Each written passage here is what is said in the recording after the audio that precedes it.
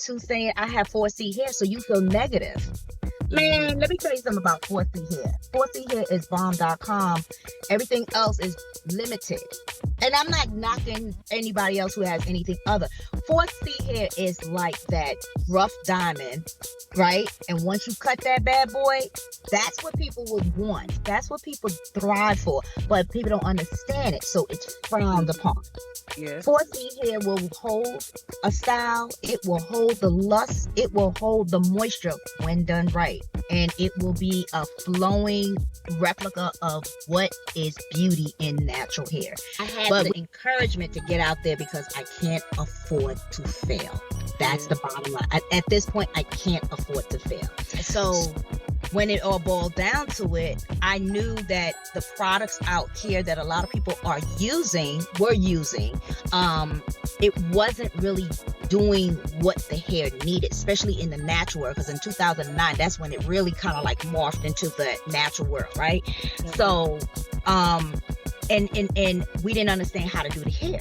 So we didn't understand the products, and we're buying every marketing product promotion that is meeting the mental need and then the desire. But in reality, it's not the need that the hair needs, right? Mm-hmm. So, welcome to the Friends in Beauty podcast, a safe space for ambitious beauty industry creatives to have real talk, get authentic answers, and practical tools to grow their businesses. Join me every week as me and my special guest reveal the keys to longevity and success in the beauty industry, from the ups and downs of their journey to the nitty-gritty of their struggles and triumphs. We're spilling the tea on it all, and most importantly, having fun while doing it. You ready? Hey, what's up? It's your best friend in beauty here, Aquia Robinson. Welcome back to another episode of the Friends in Beauty podcast. I am so happy to have you here, and I hope you're listening to this episode in high spirits and in good health. Now, on today's episode, I am joined by Milan J, who is a master hairstylist, educator, and the owner of Chai Bella Hair Studios. I love that so much. Welcome to the Friends of Beauty podcast, Milan. Well, welcome. Well, I'm going to say welcome. Thank you. I'm talking about some welcome. So used to being on the other end. Thank you for having me. I'm excited. I am excited. I finally got it right. Yeah. Yes, I'm so excited to have you too. Because I was trying to remember Chai Bella, because that's like Child Bella. Yeah, it's like Child's Bella. Just the only difference is it's not Chi. You like the T, it's Chai. Actually, I found it from I was like, I didn't want the typical salon name that it just identify us as a specific ethnic group that's operating behind it, because we do all textures, right? So I just discovered, I was like, how I'm gonna come up with a name, and I thought about it, and some just said look for something that means happy, and then I seen Chai, and I was like, what? And then I looked at it. It's actually good energy. It's the 22nd star in the constellation. So, and it gives positive energy. And also what really sold me on it, I know it don't really make sense because I'm kind of half Asian and half Black. And the urban version of it is a seductive Asian woman who typically wears her shirt down with some glasses. I was like, oh, that's it right there, Chai. Okay. That's how I came up with Chai. I love the double meaning. Means beauty, So I didn't want house of beauty. I wanted like good energy, sister behind there. She's a little Asian, seductive. I love that. But that's how I came out. I did all that. I love all of that. We're gonna jump into everything you're doing at Chai Bella, because you're such a busy woman. But before we do that, we're gonna do some icebreakers to get warmed up, so the Friends of Beauty audience can get to know you outside of business a little bit. Mm-hmm. So the first one, give us 3 random facts about you. 3 random facts. Damn, I talk so much. I just don't really have no 3 random facts. I'm 50. I'm lazy as far as coming down to exercising. I'm really passionate about like doing different things. I don't know the word no. Okay. And I gotta shower before I go to bed. A must have. That's real random. Got you. So when it comes to no, like, is that I was like, is that in general or just like to certain things? No doesn't really exist. stupidity do. Like, don't get me wrong. Like, you people like, oh, I don't accept no's. Like, it's not like you stand in front of somebody like, I'm gonna shoot you, and you be like, no, you're not. Not that type of no. You know what I mean? But it's like, why not? Why? Why no has to exist? Is it another option? But if it's Gotcha. in my spirit, there is no, because that means it's not the traditional approach. No is just not the way that it's common. It's a yes Got somewhere. you. Got you. Okay. It So might you not don't be the take right no. approach, but it's gonna go. Got you. Okay, I like that. What is the first job that you ever had? I was a braider at 14. Nice. I Yeah, I was a love braider that. at 14. I I started well again, I was going to fashion high school, and on the ninth floor it was 11th floor salon, beauty school. And on the ninth floor it was 9 stalls, and what the girls would do is each one of them would take a stall, and they would bring their client into the stall, which are girls in the school, and they would cut class and do hair. So I was up Uh-huh. there watching. So for 3 weeks I was like, oh my God, they took this and transformed hair. And being able to mimic, I used to stand and just watch. And then I went Uh-huh. home and I told my girlfriend, which was my best friend, we went to the same school. I said, let me do your hair. And I tried it. And that's when it started. And I made the little loose leaf notebook. I mean, ripped it all up, put my phone number on there, took some Polaroid pictures, and I went through the neighborhood. And back then, a full box braid was $100. And I was on the corner in the Bronx showing them a little Polaroid picture that I could do braids. Um, and I was charging $40, and that's how I started my business in my I, in my bedroom. I love that. At 14 years old, I just met a lady yesterday and she was telling me about her daughter. Her daughter is 16 and just all of the things that she's involved in. I was just so excited for her because I'm like, the fact that she kind of like already has a direction of what she wants to do and is already going after it and making money. I'm like, she's Right. on a good track. Yeah, and the thing about it is, it whatever the drive is, mine's was the creative side that drove me. Hmm. I didn't think I was gonna do hair. I just liked the fact that out of this being an idea, and then I was able to transform it. The Hmm. next thing I realized, I was like, oh, I'm getting paid for it. Then money became an interest. You know what I mean? So, and at the age of 14, I was like, when my mother said, hey, you can't do something because I didn't have the money to give it to you, reach in my pocket. And I would keep always anywhere between $100 to $160 at the age of 14. So it's in your fiber. If you got it, you got it. You know what I'm Yeah, saying? There's people that could be taught how to be entrepreneurs or do things, but when you have it, it just oozes out your pores. You find a way. absolutely. I love that so much. Oh my gosh. Okay, so I have these random stack of cards called pod decks. Okay. This is a what the heck and a would you rather. Which one would you like? Okay. Give me what the heck. What the heck? I like it. She's going for it. Let's see what it's gonna give me, girl. Yes. Uh, oh, this is cute. I've never had this one before. So, if you were a villain or criminal mastermind, what would be your calling card? What? I think a calling card is like how Batman. I'm imagining If I was a how Batman villain has his and symbol. yeah, I hell, I think might as well be. I don't know. That don't even make that. What that question is? What the heck? Because I don't even. It it don't even is a make what the sense. heck. Oh, I got okay. This one's for you because this is like a Okay. real big like a real controversy for real for some people. It says toilet paper over or under. For me, it has to be under. Under. It That's what just this looks is. neat because it's tucked in the back. Can't even see it. Yeah, Girl, I can't see it. It look like a big old it's like Blair white. white. Yeah, under. But that villain stuff, I don't know. Like if my calling card on the villain, I wouldn't know what that. I don't even know. Because I'm not. You know what I'm saying? What would it be? I think mine Uh, would be a makeup brush. I don't know. I was gonna say the villain part would be for me like my calling card. I mean, my if I was a villain, a relaxer, a relaxer container. I don't know. That's I funny. don't know. That's how much. That is Yeah, so funny. that was like weird. That's I why it's got what it. the heck. Hmm. What when is the last time that you did something for the first time? That's always. Because I'm I would probably say because I don't really do much, but I would say the in September, I met my folks. We just started dating, and it was the first time I slept on a boat. Oh, nice. Okay. Hmm. Yeah, it was a little scary because it's one of those your mind start playing with you and like a whale come and tip over, like stupid stuff like that. So I Mm-hmm. really was like, I had to take a drink and go to sleep, and I'm not even a drinker. I mean, and when my drink was, it was just something a little like wine or whatever. But it Yeah. was just, it wasn't, but it was interesting to sleep on a boat. Were you like out in the water, like out in the middle of the water or So girl, we docked? was docked, and I still was nervous.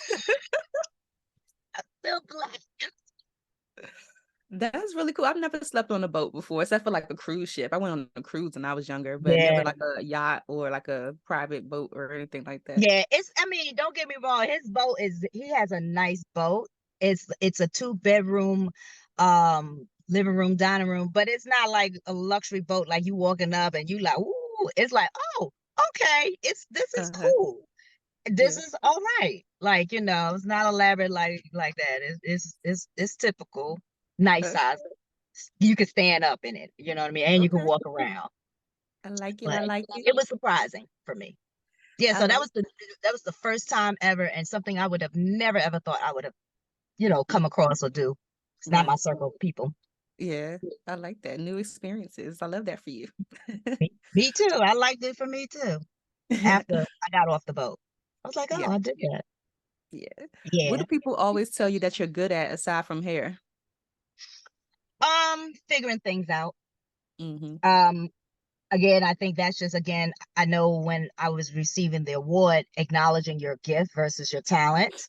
So my gift is in repair. So whether that's me tapping into and and finding out what the source is, and then finding a solution. Yeah. And that can go across, whether it's cooking, whether it's emotional need, whether it's I mean, shit, I'm good at a lot of stuff that I've discovered from, and the other thing is you could be good at something because you're so used to doing it, you don't even realize you're good, or you don't see it the way other people see you. You just do. So I can Right. do carpentry. I did my own custom closet. I think about it, I figure it out, and I do it. That's Mm-hmm. across the blanket. I Now, I love wasn't so good in relationships. I was trying to pick up projects, and that's where you got to draw the damn it. line, Right. but it's in my spirit. So Yeah. finally, I prayed and got that joint out.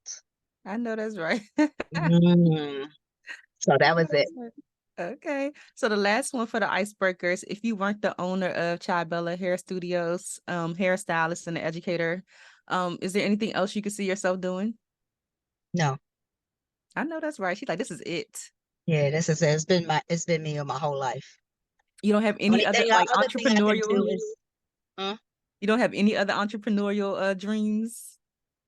But I'm an entrepreneur across the board. So other than hair, everything that I do is hair related, or I mean, I did want to open my own design, my own shoe line.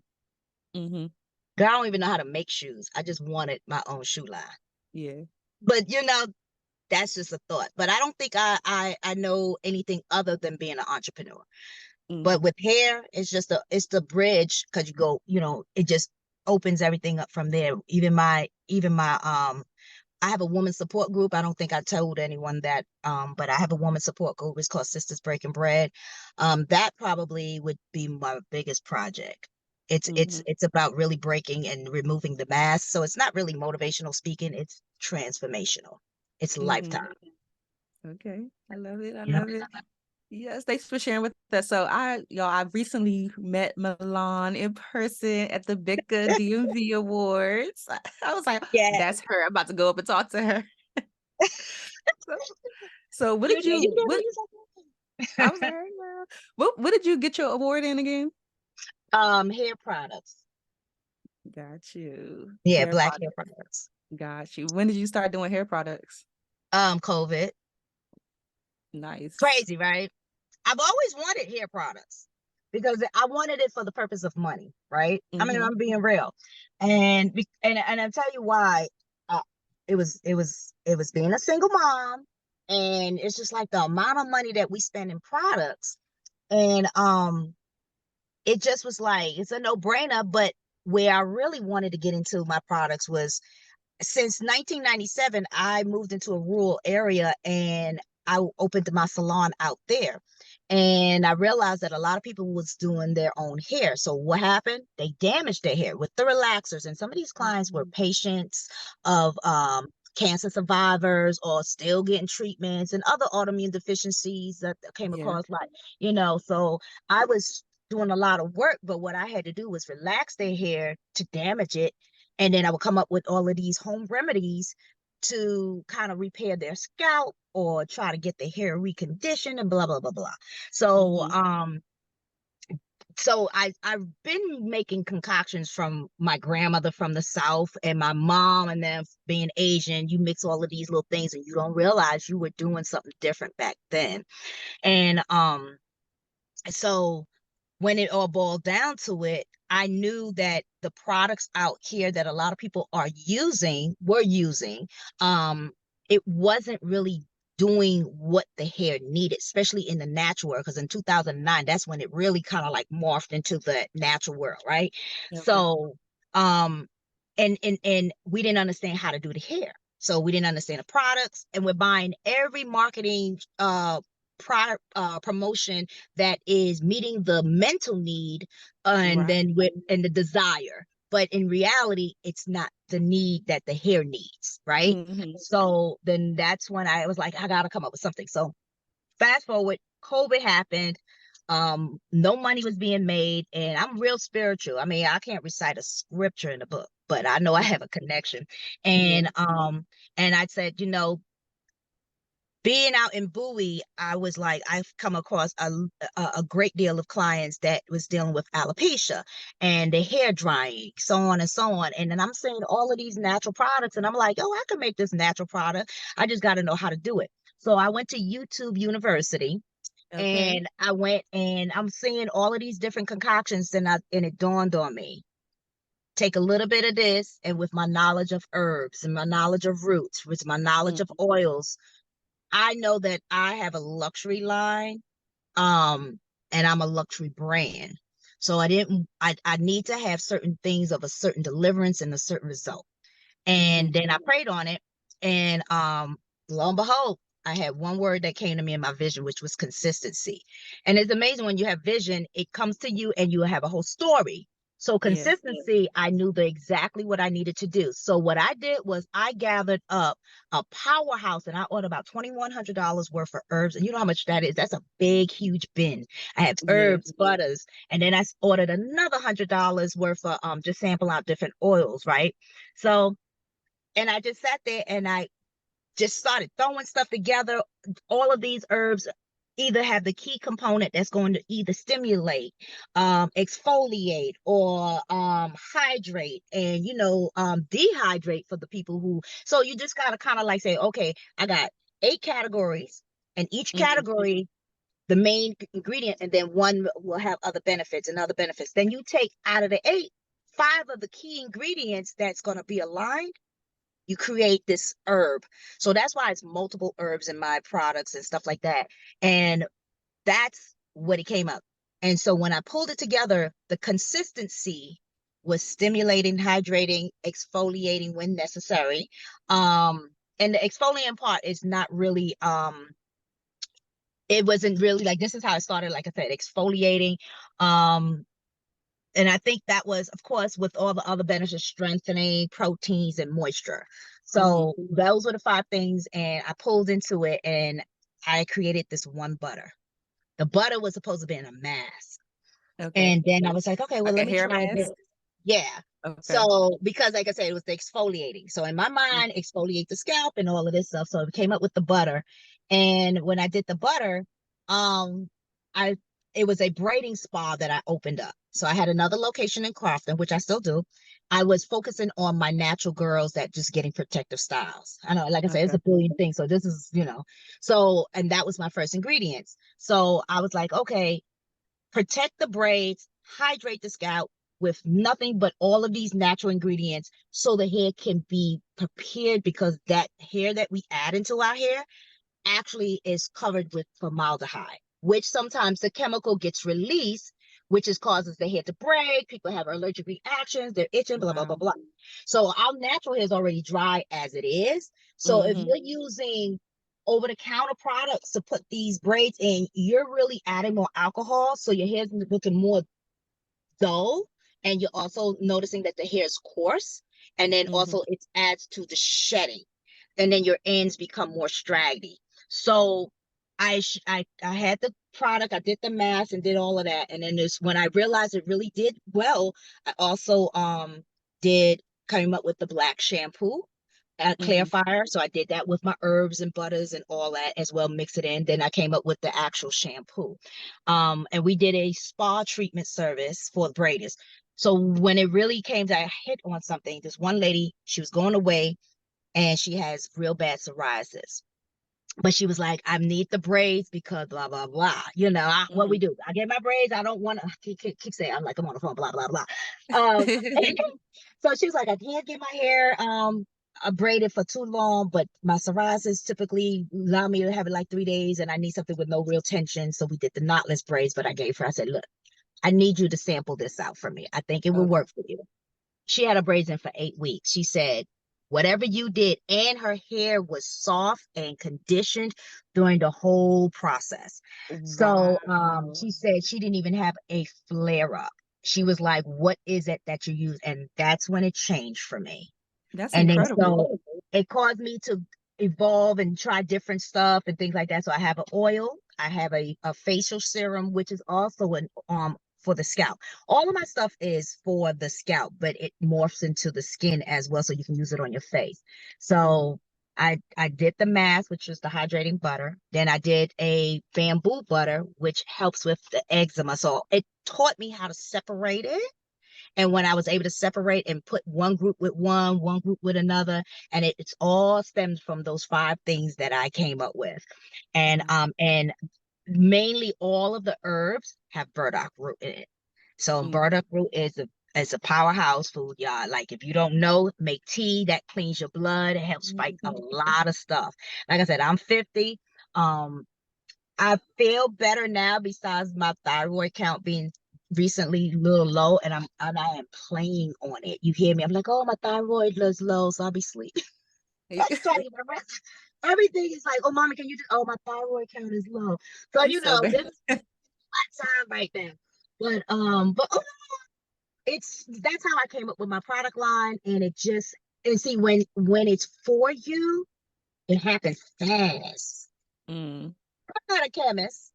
Thank right. God for YouTube. I was like, oh, that is absolutely a no-no. Oh, yes, that's great. So I learned from the 36 years of it being in this industry, at Mm-hmm. least understand um of the, understand what's not to do and what made me good, right? And I was Yeah. incorporating that with their knowledge. So I'm grateful for them, for their Mm-hmm. errors and their actual, great information, because they give you a lot. But one thing I will say completely across YouTube, I see maybe about 80 to 85% is so much wrong information on natural hair. And it's so sad. And this is also coming from professionals as well. Yeah. Got you. So it's just like, damn, there's an industry. So with my book, it's called the Black Bible, the Black Hair Bible. It's going to break down herbs. It's going to break down understanding your texture truly, because it is not in that 4B, 4C, AC, all of that stuff. That's I was that's teasing what somebody one day. I was like, why does everybody have 4C hair? Like, why is like the only 4C one you for hear? them is considered, we don't know what the hell it is. That's really what it Can't is. So tame it. and you tap into saying I have 4C hair, so you feel negative. Mm-hmm. Man, let me tell you something about 4C hair. 4C hair is bomb.com. Everything else is limited. And I'm not knocking anybody else who has anything other. 4C hair is like that rough diamond, right? And once you cut that bad boy, that's what people would want. That's what people thrive for. But people don't understand it. So it's frowned Mm-hmm. upon.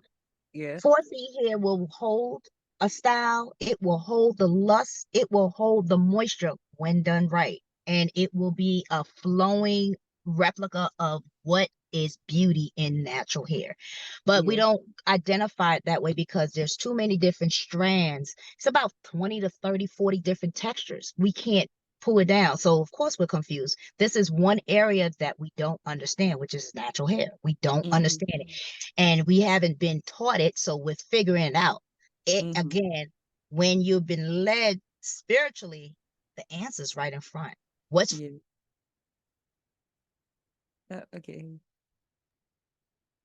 Can you hear me now? Yep. Yeah, what's for you will be available for you with ease. But you have to tap into it. If you put, like I said, I put God first. So and you know, and there's a lot of people, but I grew up Buddhist. You know what I'm saying? I grew up Buddhist, and my mom practiced like can't do anything without God. But it's like I didn't understand all of that. But I realized having a relationship and really tapping into seeking certain things first, everything else will follow, because where your skills are, your gifts are, your talents are, those are the things that's already aligned.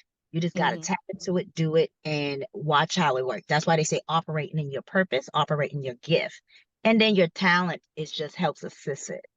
Yeah. So over the last 30 plus years of being a hairstylist, you were just focusing on actual service and having salons. You didn't have any products at all? Heck no, I borrow for everything we use. And I was and let me think. I wasn't focused on doing anything, just I had salons. I was a young girl and I just opened a business. I was focused on paying my bills. So I was a workaholic. I just opened, the more I did was out of survival. So I couldn't think about growing my brand. I was just trying to get to a happy place in my life. So and because I'm not a good employee, I knew that I could not work for anybody. Not because I was just difficult. I call BS and I don't have a filter.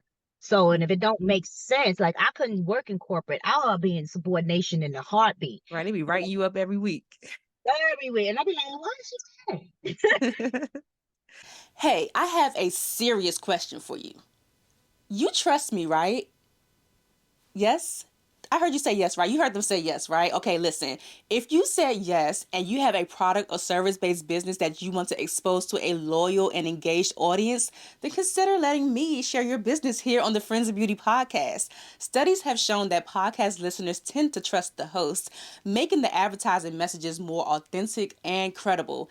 And my favorite part, which a lot of people don't know, is the longevity. Unlike traditional ads that have a limited lifespan and disappear after your budget has been exhausted, my podcast episodes are available indefinitely. This means that your ad will continue to reach new listeners long after the initial episode airs. And you already know my consistency is off the chain. I'm not going anywhere anytime soon.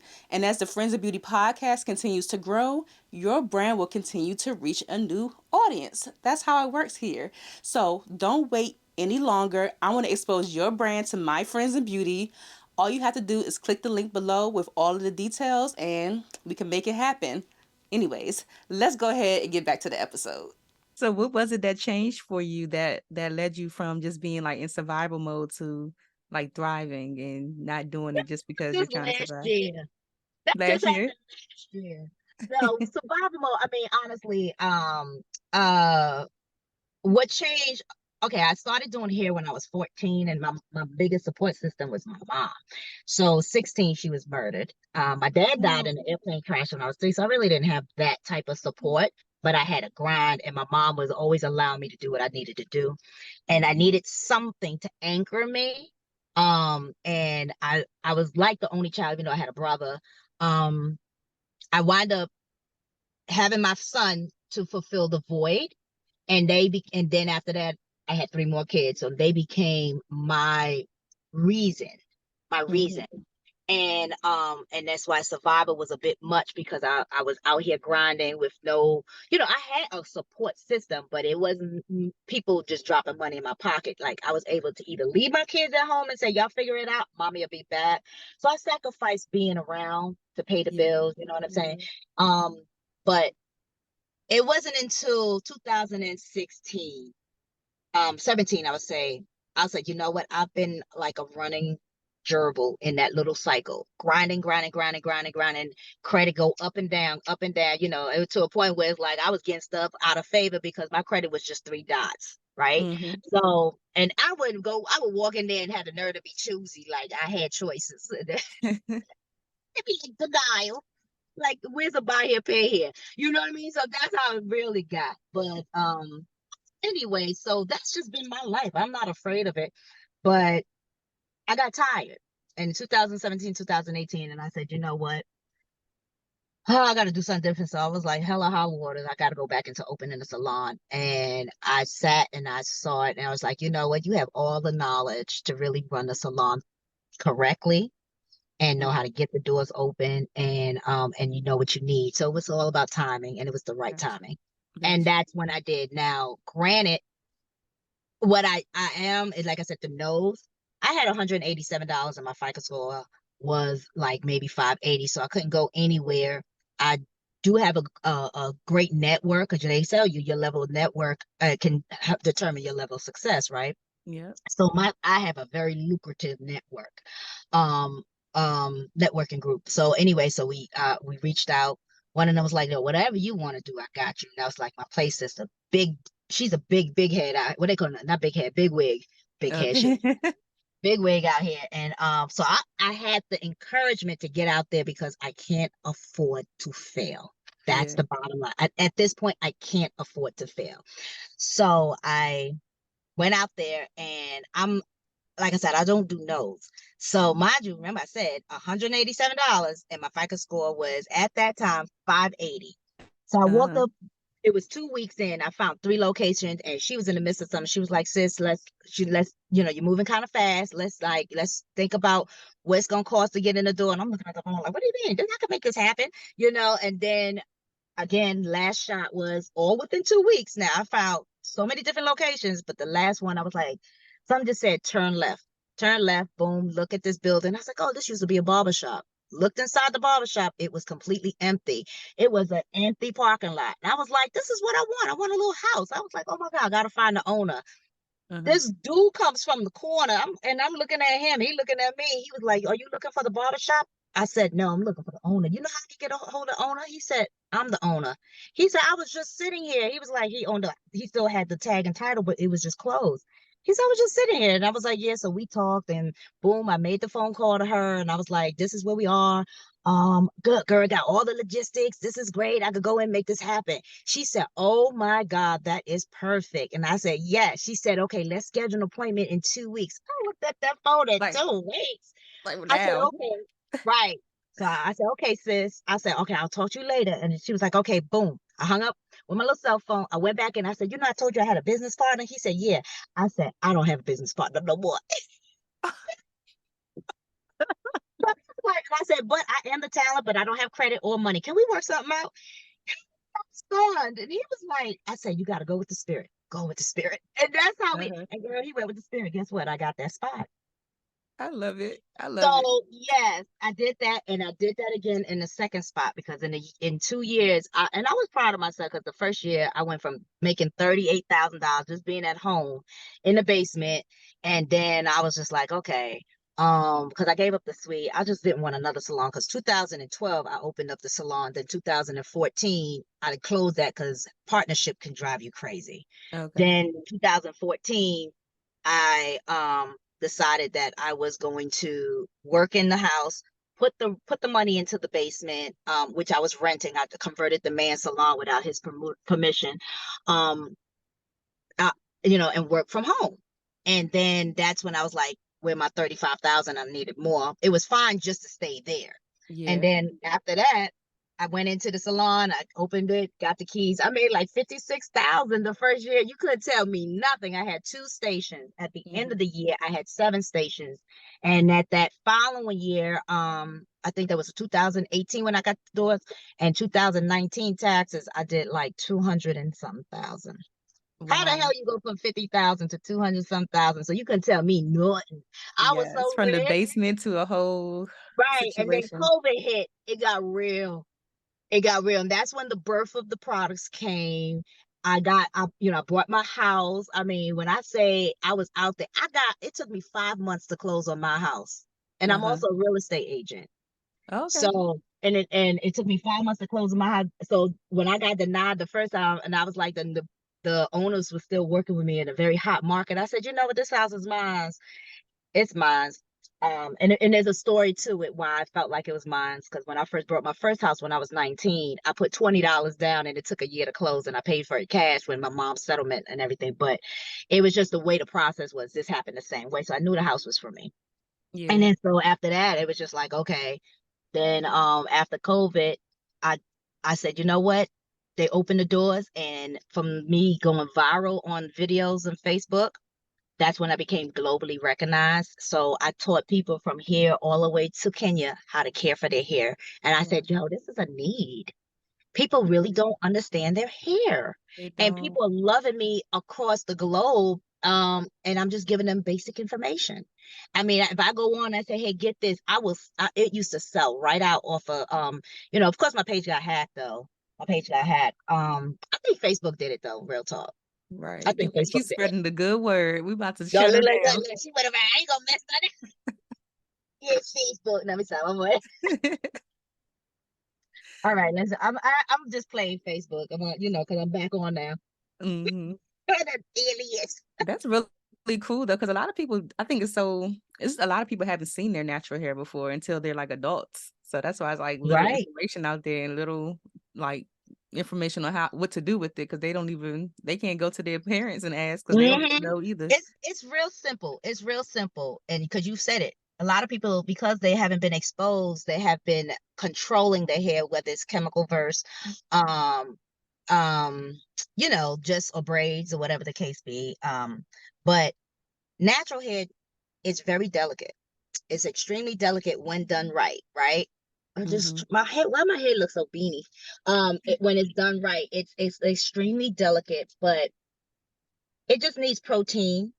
It needs moisture. Those are the key things. Um, and it also needs proper manipulation, hmm right? And one of the biggest myths that is completely, I don't know, the understanding of trimming when it's necessary to do a trim. People say every 6 to 8 weeks so your hair can grow. hmm It's so not the case. We trim our clients once every 6 months to a year, if that. Wow. Yeah, because it's if you think about it, this do the numbers don't lie, right? So if you hypothetically are growing up to a quarter of an inch to a half an inch, and we say a quarter because it depends on how much moisture, or I'm not oil, how much oil your hair produces will dictate how fast your hair grows.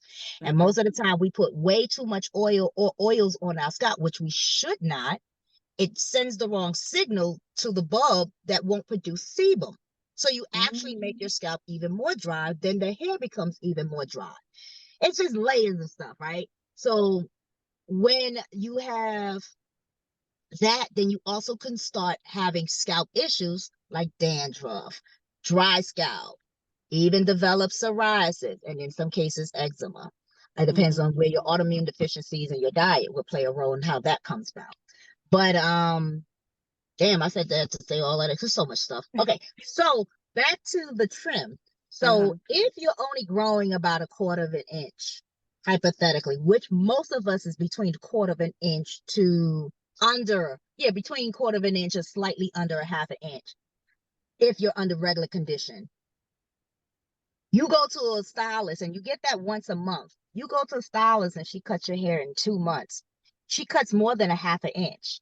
So you hmm might notice it's like, oh, my hair isn't growing, or it's kind of like stagnant at some point, and you're just like, I can't get my hair to grow, but she constantly cutting the ends. So if she's constantly cutting the ends, you are no longer getting a trim. You're getting a haircut to Right. maintain the length. Right. Because Right. if you're cutting a half an inch, but you only grow a quarter of an inch, you're cutting into your actual length. hmm Now, you have to understand your client. You have to know if your client hair grows and what time it grows and how fast it grows. If you're constantly getting a trim for the most part and your ends are looking straggly, two things could be taking place. you and your stylist both are handling your hair wrong. If you're taking the hair and you're combing it from roots to end, you are causing popping, which then causes the unevenness in the bottom, right?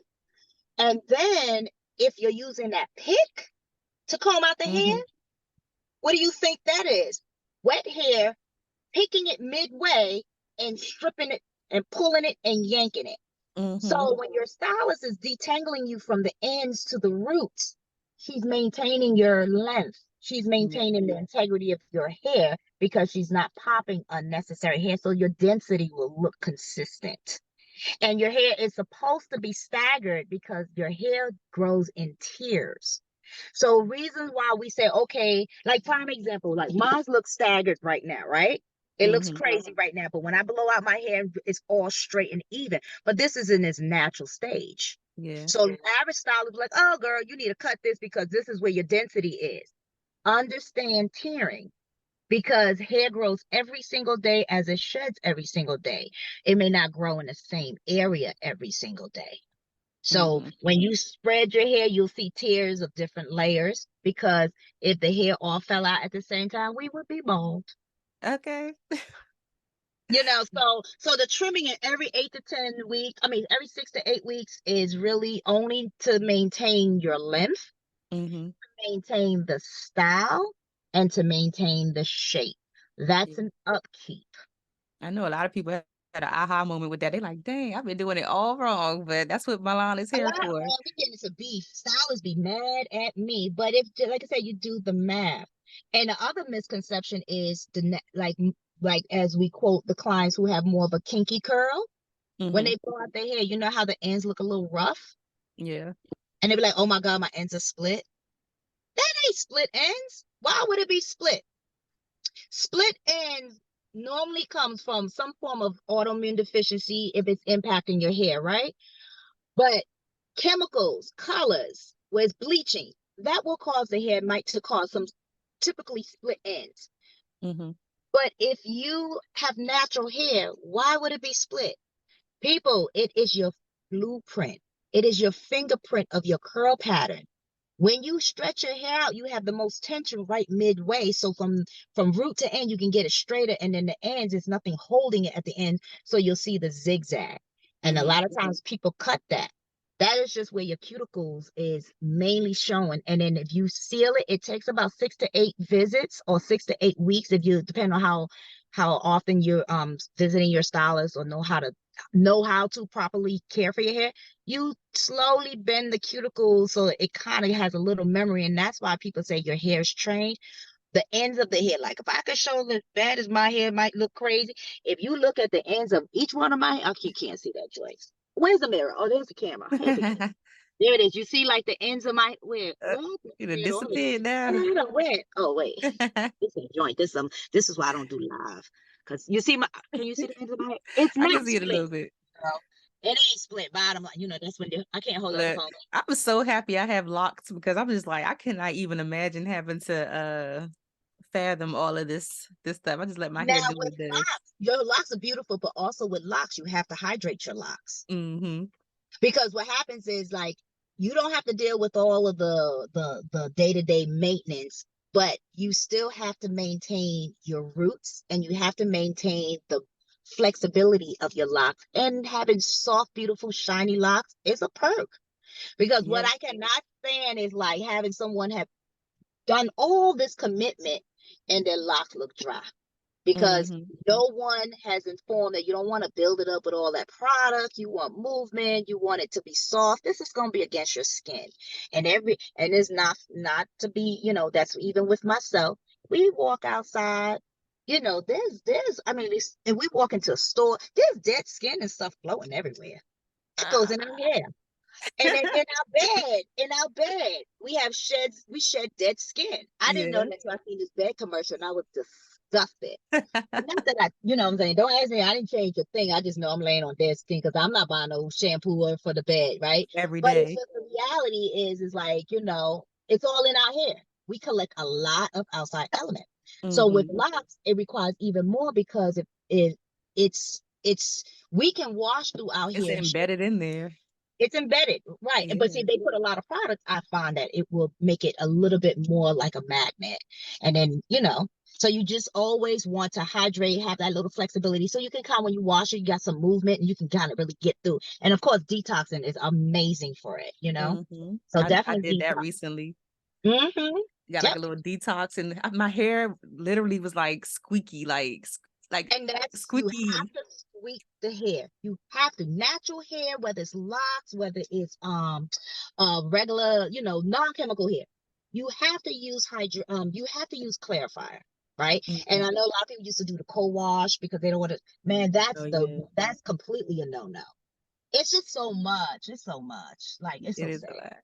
It is It a is lot. a lot. It's a lot of information that is just not informing. People are doing so much for. I mean, we can go through it all day long. I can give a whole list. You got to clarify first, get that squeak. And Italian products, guys, Italian products is for natural hair. Mm. It works the best. Quality Italian product. Like we sell it on our website. The line that I've been using since 1997. It is an Italian line. They really produce, but you want to invest into quality product. Reason being is that when they do these hair products, they test it in the origin that is the factory's from. So you got to know if this is being tested on German texture or Italian texture. Whose hair is Mm-hmm. similar to ours? Italian. Italian. So Wow. once we say, okay, this particular product line is a luxury line and it is made to hydrate the hair, and it's an Italian line, the chances of you getting your hair truly hydrated, it will give you the results you're looking for. You might have Mm-hmm. to tweak within the instructions a little bit because sometimes they might shampoo their hair a little bit more frequently than us, Yeah. but you have to have understanding. But if you look at a lot of the products that have been on the market that caters to us, it's either too heavy, makes the hair wave, and it Mm-hmm. looks greasy, or it just doesn't work. How many Yeah. wet and go custards you gonna have that doesn't give you the wet and go look unless it's crunchy? But Mm-hmm. if you find you an Italian line that do wet and go, guess what? You're gonna have a nice little softer curl. Yeah. How do you feel about like just the products that are marketed towards people of color, but like aren't owned by people of color, specifically I like in the beauty feel supply like stores and stuff? honestly, truth be told, my thing is they're monopolizing on a business opportunity because we don't have information and we don't really and we buy into what's being sold. You know what I mean? Mm-hmm. It's no different. Real talk. It's no different than saying I'm gonna go buy me Louis Vuitton. Louis don't like me, but I'm Mm-hmm. gonna get it because I like it, right? Right. So I'm not from a business side. If someone's gonna buy my product and they're not gonna question it, and if anything, just keep it in their vanity. Mm-hmm. They're not gonna YouTube it and talk and bash my Right. company. They're not making enough noise for me to make a change and say, "Oh, let me lean in my lane. Let me go back on my side of town." They're just changing name and add something else. This is a billion-dollar industry, multi-billion-dollar industry. We're the biggest Mm-hmm. consumers in the hair industry. Yeah. We're the biggest consumers, period. That's so true. So they're just getting a piece of the pie. Yeah. I ain't mad at a business person seeing an opportunity. Mm-hmm. Because whether you're black, whether you're of any other ethnicity, if the product work, it works. But even if I probably have more problem with you being African American selling a product that doesn't work. Yeah. So you should So know it what are don't you doing? work. Like, where are you doing your research? Yeah. Have you tried it on your auntie's hair? You know what I'm saying? Right. You got a whole family line that you could try and see if it works on them. So my thing is, what is your excuse? Mm-hmm. And I get it. They don't get it, but the money is the same color. So Mm-hmm. I think I have more problems with that. Yeah. What has been working for you as far as successful marketing for your products? Word of mouth. Yeah. Word of mouth. I tried the social media. What I realized, this is what social media is big, but it takes one wrong thing or somebody want to troll and it takes you completely. I'm thick skinned, but I realized that when I went global, I was loved just as much as I was loved in the marketing aspect. I found that people love being miserable. The products, I'm a upscale salon, and I'm not just saying I'm upscale because I'm upscale. I'm upscale because of the products that I use are very damn expensive. And the other thing about it is that you paying for what I'm giving you. I hit to the source, and I'm gonna get you from here to there within minutes, technically. And then your hair will get healthier over the visits, but you will have instant results of something drastic. So you're paying for that, right? What I find that in the marketing, when I spoke about it, you have somebody say, well, why are you charging this? And this is, I don't care why you upset about, I'm not here for your affordability. Either you want it, you don't want it, I can offer it, right? We pay for what we want. But I think my strategy of marketing, it really, really, like, you can offer the service, people want it, and they come in, and because I am a sister, I get challenged. And that's my biggest thing. So I don't want to market to just say, oh, you're looking for a style. You're not going to guarantee the type of client you want or need. So I can offer the picture of taking a person from here to there. Then you got to change the mindset. It's drained. But exposure, letting the salon, letting us know, hey, we exist here. You hit the little social media, but I used to really get on social media and talk about what I offer, and then it just kind of went left, and people just want to fight it. My thing is, say, take it. You know what I'm saying? What is the saying? When the queen is teaching you something, her crown is crooked, don't tell her she's crooked. Whatever the saying was, I don't know. But so that right there, it was just like, what the heck? Y'all just miserable. So I just allow my work. Like, you can go to a cookout, and if you see my client at a cookout, her hair is going to look different than anybody in the humidity. Even when it swells, she has a lustful shine, and she doesn't swell like a Q-tip. I know that's right.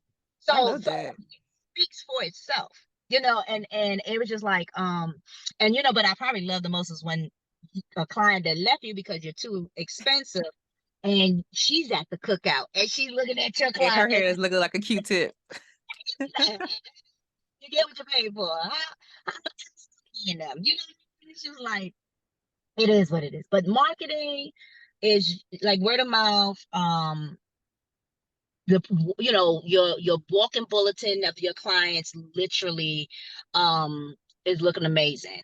And people gonna pull over. Hey, where did you get your hair from? Who's doing your hair?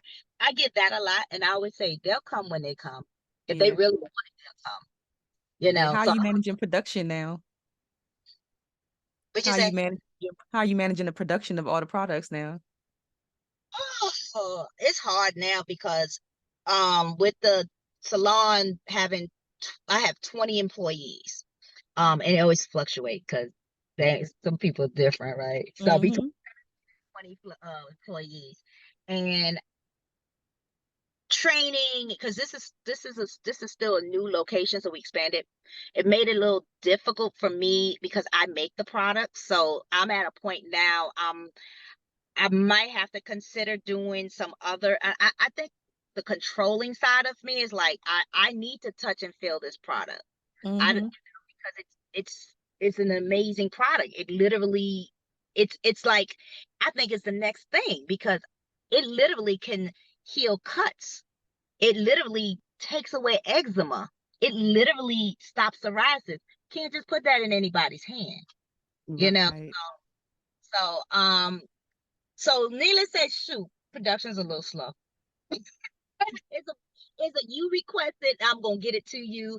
If I'm not, I make about 40, 50 butters, and the butters itself will probably sell out within the first month. And these are $90 butters, but they last 6 months. They don't transfer, they're not super shiny, but they're perfect for certain needs. My liquid gold is great for someone who's experiencing abnormal shedding. Will stop it instantly and hydrate your scalp. And you can use it for a face serum to make your foundation nice and dewy. So it's just a lot of benefits to it. And then I have my flaxseed heat protectant, and that one is doing pretty well. That one's easy because I can make a big bulk. It's marshmallow root, of course, the flaxseed, and then all of the combinations of the herbs that crushed roots that's cooked with the oil and that's blended. So you got to shake it for this liquor gold. When I say it's amazing, it's amazing.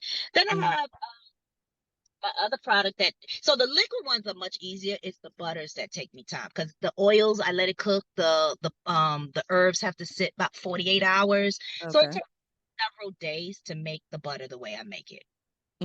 Okay, I love that. You mentioned something earlier too about your brand being like luxury. I know a lot of people want their like aim to have luxury clientele, a luxury experience, but like aside from just like the products that you have and the price point of it being luxury, like what other ways could you suggest people position themselves in that way if they want to have a luxury brand? Well, you definitely aesthetic plays the role. Having um aesthetics is going to set the tone because that's what people is going to see first. Then you have Mm-hmm. to have your culture represents luxury, right? So if you can't say I want a luxury brand and I'm selling this, but they're the people in there don't represent what you're doing because you're just buying into talent. So everybody Mm-hmm. has to speak the same language. Everybody has to have the same passion. And but the most important thing is the energy. So people think you go to the salon and we're getting a, it's an experience. It's not the experience. The experience is the second thing. It's the energy first. Then that feeds into the experience. And then you walk out with whatever it is that you leave from that point. But Gotcha. but yeah, the energy is definitely will set the tone because you can have a basic setting and you can have one beautiful chair, one beautiful sink, one beautiful this, and a gold and white. That could be luxury if it's done right. Mm-hmm. But you gotta act like this is where you are. You set the bar based on your you set the tone. Come to work, like you walk into our salon, the girls are dressed. I love seeing I have a different age range. Um, I tell them all the time, shampoo assistants, if you want to come with a t-shirt, black pants on, your tips will impact how you look. You look like the help. But if Mm-hmm. you are going to give you a little bit more respect because people respect the one that respect their profession. So if I'm coming to you for fashion, if you come to me and I'm talking about my hair care hair specialist and my hair is really looking like how I look today, you might say, oh, she got thick hair. She still got some length. You got to justify why I look like this to sit in my chair. But if I'm representing fashion class and my hair is on point, you're going to say she money. Yeah. You Just set the bar. automatically the perception. I have people walk in and say, oh, no, this might be an arm and a leg. Thank you. Because this is a helps filters from the beginning. Uh-huh. That's aesthetics is really like this room that you see in my background. This is our little braiding room. So we even with the details with that, like white and gold, it looks like you're gonna go in there and you're gonna get a better experience. Not a soul sat in there yet, but it gives you a whole lot of visual. Because I just Yeah. did it a couple months ago, and I had like I said, I got 16 stations that they double up on the one side and stuff. 16 or 17, 19 stations. I'm tripping. And then we Nice. just so now I got more stations, but at the end of the day, it's just like, ain't nobody using it because everybody else is filled up there, but they love the setting. They're like, oh, if I go in there, do I get special treatment? People start putting their own thought because you set the bar. So I think Mm-hmm. that's how you can change. You don't need to have a whole lot of stuff. You just need the right appearance and the energy. I And then love match that. it with, and please be talented. That's what I'm saying. Don't have my head looking like that understand something about honey. That's it. That's it right there. This is it. I didn't invest in the talent. I invested in the aesthetic, but I can't do no hair. Absolutely. So I mean, because you can walk into Neiman Marcus because the name is expensive. But if Mm-hmm. you look at the clothes, if you walk into Macy's, the clothes, besides going into the top designer, you're gonna know that. I mean, I can still get Michael Kors and Neiman Marcus, but I'm gonna get their couture line. Mm-hmm. But you automatically know you're gonna spend more. So you got to create your brand that this is what you represent. Mm. You I have love it. Where are your salons? You said Bowie, but where in Bowie are you? Maryland, and then I have a little small one in Crofton, which is an overflow salon. I rent that one out now. Are you Right, like close to the town center? I'm in the town center. You're in the town center. Got you. So I can, yeah, I'm in the town center. Okay. I'm in the town center. I'm in front of my salon. Okay. I don't know how to do it. I had to pull up on you one day. I'm like 30 minutes, probably like 30 minutes from there. Maybe. Yeah, come on. It says a big old Bella natural hair studio. Right on Yeah. top. I'm right next to Barnes and Noble and right between Claire's. Claire's hardly opens, but Barnes and Noble. And across the street from who is this place? Men's Warehouse, and I think that's DSW. Oh, Broadway. Okay. No. Look, I don't even know who I'm at. I just walk and go to work. Right. I just go to work. Who my neighbors? I don't know. I love this. Before you go, I would love to know, like, just because you've been in the industry for so long, have you ever thought about what your legacy is going to be, or whatever you want your legacy to be for Shy Bella and the products? I think the biggest regret that I probably have now that I understand what I want to do is that I didn't really like chokehold my kids and put them in the business. You know what I mean? I was like, oh, do what you want. Because I've created such a brand that this could be generational money. And so I got my granddaughter, and hopefully that, and I can see she has it in her. Um, the legacy that I would like to have is that besides this location, we're gonna have multiple locations, and of course the product line and the education and all of that stuff. And we also open in a school. And then of course, like I said, I want my brand to be recognized as the chick that changed the hair game. You know, so and money will chase wherever, money will come. But Yeah. I want my children to see the value or be able to leave this in a way where that they can continue on, and hopefully having the school and being able to at this point employ my entire family and set them up where they're not starting from the bottom, but they're all going to work. My 4 kids, you know, they are what they are, but I got the opportunity to try to work with my grandchildren, Yeah. I love that. and that's in hope that they continue what I started. Yeah. I like that. That's what grandkids are for. You can nurture them all the way up. Absolutely. I mean, after they mess it up, I don't know if they hook up. By that time, I'm gone. I ain't watch them mess my business up. Yeah, because I'm just thinking about Renz, because he got an award too, and Renz started his empire basically from his father passing away, and he, basically inherited the salon, and now he has Salon Renz. He got the Sweets by Renz. He got Bundles by Renz, and whatever else that he decides to do. But it all started from him growing up in the salon. His father passed. He took it over, and now he's been running with it ever since. Yeah, and like my youngest granddaughter, well, she's on my only granddaughter, but she's 4, and I say to her the whole time, I said, "Baby, what you gonna be?" She said, "A boss baby." I said, "Cause what a boss baby do?" She said, "Make money." And that's so you put it in their hair. That's what she said. I can make money. So a teacher said, "What do you want to be when I grow up?" She said, "I want to be a boss baby because I make money." And it is so Okay. they was like, yeah, she's her grandmother's child." I love it. Boss baby. Yes. So is there anything else, Milan, that's coming up for you that you could share? We are on the process of, I think Darius mentioned, you know, when he kind of hinted about the reality show. So definitely it's a positive hair industry reality show. It's more so tapping into the audience of I would say your your your regular clients who really have issues, and it taps into how we deal. You know, I don't like all that drama stuff, but so, you know, but that's what we're still working on, all the details. And the other thing is my other book is coming out. I do have a memoir out now. I did a memoir because of my woman support group, but I have another book that's coming out. And then of course the book for the Black Hair Bible. And I do have another product on the table, and we're eventually gonna remarket everything. And that's it, Okay. I think, Okay. Okay. for now. That's gonna keep you busy enough. Busy lady. Yeah, You already busy already. yeah, stay busy. Oh yeah, and next year, 2025, we're either gonna be in Texas or Florida is our next location. And I'm also looking to open up Silk Press Express. Ooh.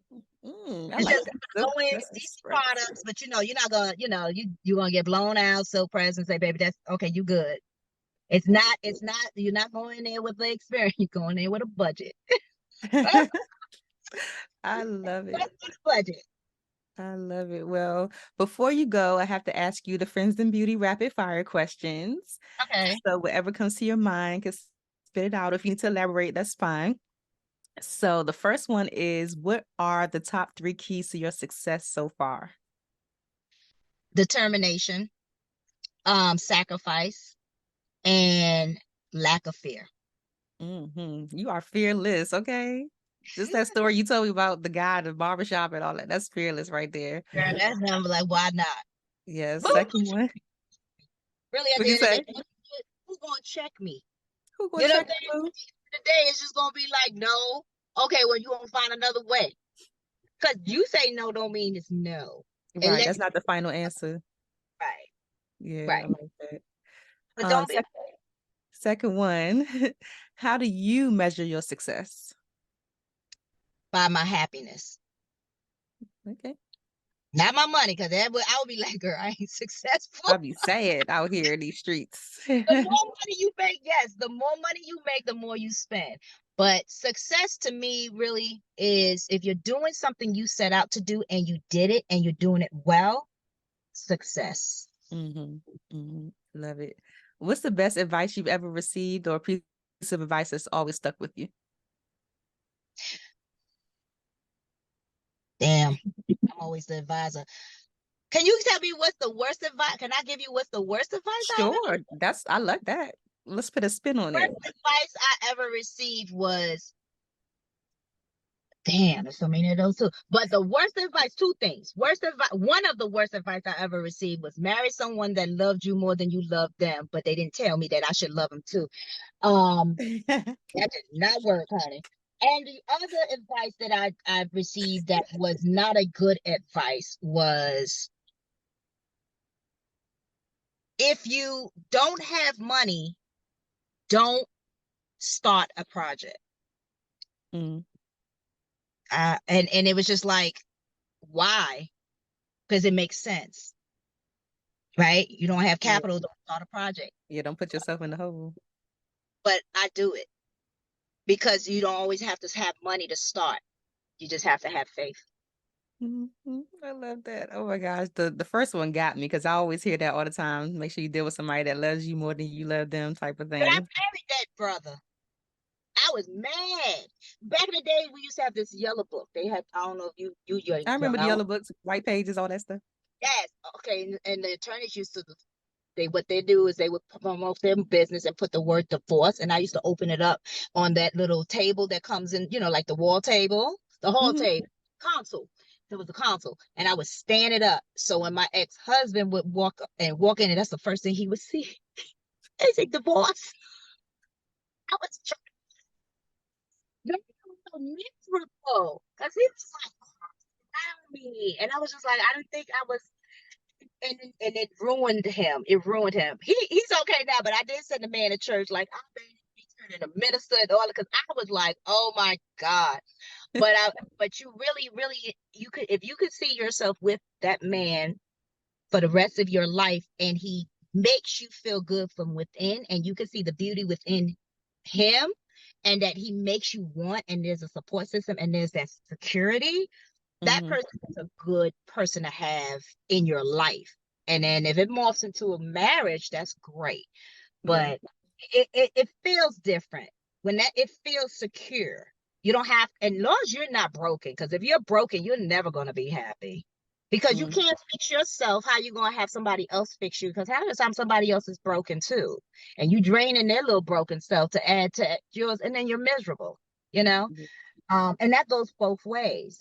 They say misery love company, but sometimes we put too much on somebody else because we don't realize where our flaws are. But in a marriage, or just, I got engaged 4 times after that, but I wasn't looking to be married. I would need a stability, and they was willing to take care of me because I needed help. There's a difference. Survival. Like, you get a ring, you get a title. Okay. And then as soon as they talk about, I knew I had a timeline. As soon as I was like, this ain't working out. The Chronicles of Milan. Yeah, why not? But now that I'm healed, I'm recovered. I'm, Recovered, delivered. no, I'm recovered. I'm no longer. But That's funny. I mean, you just enjoy life. Don't put no expectations on things. It's just what's gonna be is gonna be, and you know it. You know it, but just don't be afraid. You know, Yeah. and be wise. Be as wise as you can be. And if you don't know it, ask somebody that you can trust. And hang around with somebody who's living the lifestyle that you want. Because Mm-hmm. somebody's going to say if they're willing to be truthful. That's that part. Yes. The next Mhm. one that I have for you, what advice would you give to another, let's see, another salon owner right now who is just not seeing the results that they want in their business and they're just ready to close up shop? There's so many layers to that. They have to know if they have the right team supporting them, or are they a good manager. Mm-hmm. Um, check to see really like ask your staff what can they do, or what can you do. You know what I'm saying? A lot of the failure has to do with the person on top, because it's who you hire, how you market, your location, Mm-hmm. um, and your energy. So you have to check yourself first. Um, but you have to hire people that are like-minded and that respects you, and you have to respect them, you know. And then allow people to shine. So if you are more of a person who looks at an individual from 50 and lower, that means you're a type of employer or manager that needs people to idle you. So Mm-hmm. they're the ones who will stick with you for a long time, but you always will have to carry the weight. But if Yes. you're dealing with people from that 51% to 100, you have to maximize those talents because they will be with you and your company grow faster. You have to identify what type of manager or owner you are. Are you a magnifier, or do you need people to be under you? And Mm-hmm. that will determine how your success is Yeah. to some degree, because that's your hiring part. Because if you don't have your team, you can't move forward, you know? Mm-hmm. Nice advice. I love it. What is a resource that helps you or has helped you in your business that you can share with the friends and beauty community? The MCAs. I wouldn't recommend it to nobody though, because What's the MCAs? MCA is market cash advances. Market cash. That's what helped me in my business, because when the girl didn't have no money, I couldn't walk into the bank. They were like, "I told you my credit wasn't good." So, no, honestly, um, what's helped me is, again, learning what you need in your business. You have your team is one thing, but you need to have a good accountant. You need to have good management. You need to have someone who really can help take you to the next level. So you do really need a team. Like when I came here, I went from a mom and pop structure to a whole different ball game. Just because I expanded my stations, you have to expand the level of doing business. I am no longer a mom and pop. I'm a straight business, like Mm-hmm. business, but this is business with issues like businesses, attorneys, contract attorneys, accountant, bookkeeping, all types of stuff. So having the right people to put you in position, um, is helping me gear myself and getting my credit, getting the structure. So at some point, I can literally walk into the bank and have all my documentation. So knowledge, and I definitely recommend, if you don't have that, go to a lot of business building seminars. If you don't walk away with anything but one little detail that you're not doing, or something you didn't know about, you just gained yourself a lot of knowledge to prevent some things to take place, or Yeah. prevent something that can happen, or just know what to do, or Mm, what you need. But we don't know what we don't have until we come across it and realize we don't have it and we didn't know it. Damn, that was good. that I need that that on a t-shirt. you You gonna know what remember I'm what you said? I'll remember. I look back at the video Yes, I love it. For the last one, I love that advice, but the last one, I just want you to fill in the blank and now. just say my name is blank, and the key to longevity and success is whatever you think it is personally. So my name is Milan J, and the key to success and longevity really has to deal with your passion. Your passion, I love it. Because I could tell I was literally when you were talking earlier about the hair and stuff, I was like, I could really feel like how passionate you are about this, just how you could just share the information like that. I'm like, she's really passionate about what she does, and it really shows. So passionate it is. Yeah, passion it is.